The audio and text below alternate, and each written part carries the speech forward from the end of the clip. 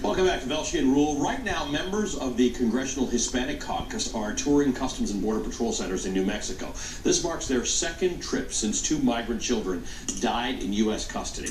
Those deaths have caused nationwide outrage, prompting calls for investigations into conditions and facilities. Remember, it's not just those 2 children. You've got to think, what is it like for all of those kids? MSNBC's Mariana Atencio is live outside one of those facilities in New Mexico.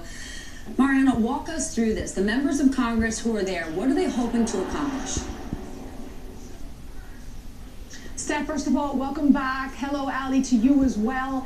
These members from the Congressional Hispanic Caucus literally just went into that CBP facility behind me here in Alamogordo, New Mexico, and they're looking to find out what were the circumstances of the death of this child, Felipe Gomez Alonso, an 8-year-old Guatemalan boy who passed away in the hands of CBP on Christmas Eve, making him the second child to die in CBP custody in just a month, guys. The Democratic legislators are insisting on an investigation. They're saying they want to talk to Border Patrol agents who were on duty and look at DHS documents. And what makes young Felipe's case most upsetting is that this child was dragged around from processing center to processing center for longer periods than usual. The norm is around 3 days, and Felipe was brought from facility to facility for almost a week. And these are places that migrants and even young children who I have spoken to refer to as La Perrera, which means the dog pound, La Hielera, which means the freezer.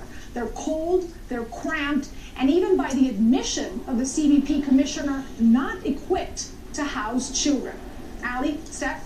All right, Mariana, thank you so much. Mariana Atencio for us at the border.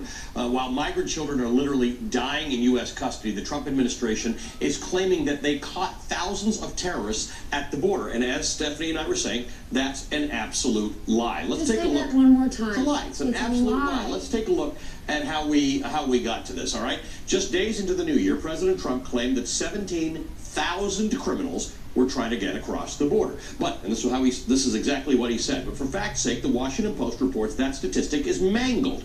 U.S. Customs and Border Protection encountered 16,831 people convicted of crimes in the United States or abroad. 63% of those people showed up at ports of entry. That includes airports. Travelers, not just people trying to get across the border. Everything that is wrong in America, Donald Trump says, is happening at the southern border. A day later, in a briefing with border officials, President Trump claimed 3,755 known or suspected terrorists were prevented from traveling to or entering the United States by Department of Homeland Security. Homeland Security Secretary Kirstjen Nielsen included this number in a presentation to Congress.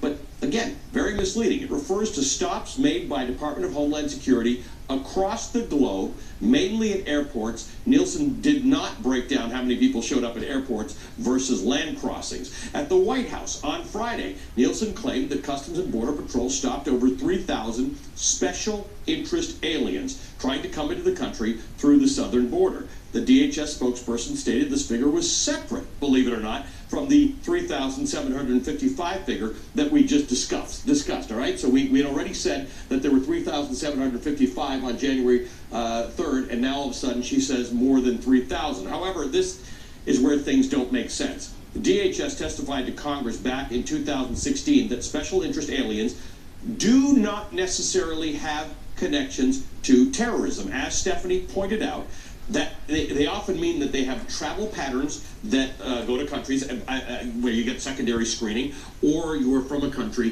where there may have been terrorists at some time. So to suggest that they are terrorists is just, it's a lie. But what you're talking about are details. And when some of the should-be most trusted voices in our country are looking into a TV camera and saying there are thousands of terrorists we're stopping.